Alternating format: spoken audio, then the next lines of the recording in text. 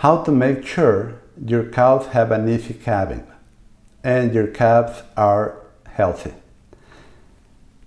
When we see calves, very young, newly born calves with white scours, sometimes it could be a coronavirus, rotavirus disease that is causing these white scours, and they will not react to antibiotics being a virus. This will kill them or set them back in a very, very bad way.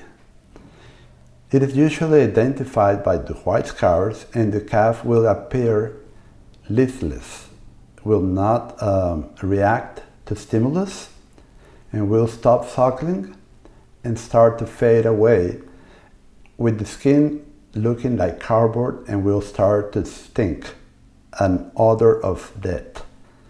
This is distressing to the cow because it comes at a time when she's giving more milk and her udder will swell up and the calf will not drink the milk. So you will see distressed mothers and you will see calves that are going downhill very fast.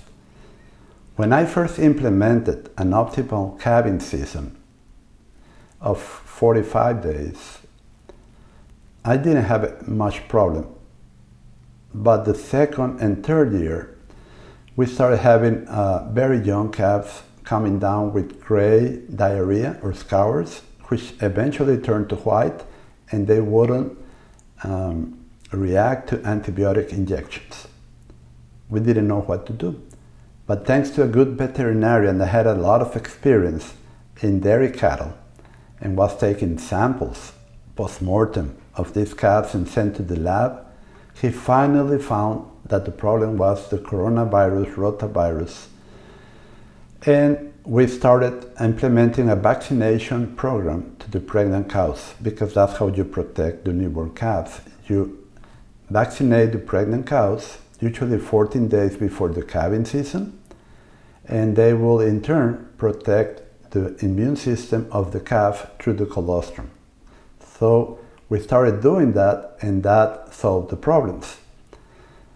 As the heating trend or warmer climate advances further north, I am seeing more and more of this in northern latitudes. So it will be wise to implement a coronavirus, rotavirus vaccine program, which I recommend you use a killed virus, not a modified live virus. It is best to vaccinate the pregnant cows for this disease, as the antibodies are transmitted through the colostrum to the newborn calves and they can fend off the disease. Another practice that I have found very useful is to inject 5 cc's of selenium with vitamin E to the cows 14 days before calving. This allows them to produce the necessary antibodies to ward off infection in their own bodies and in the calves. We must remember that antibodies have a nucleus made of a trace element. In this case, selenium is important, as well as vitamin E, and it also helps to have an easier calving. I don't know exactly the mechanism, how it works, but these are my observations, and I have been doing it in very different environments. Now, if you do have a selenium excess in your country, which is rare, but some of you may have it, do not do this selenium.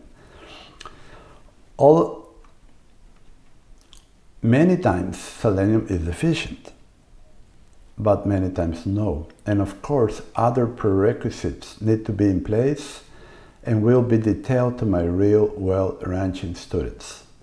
These and other actions that we can take before the calving season are important for peace of mind and profitability, and to have a nice time at the calving season instead of being stressed.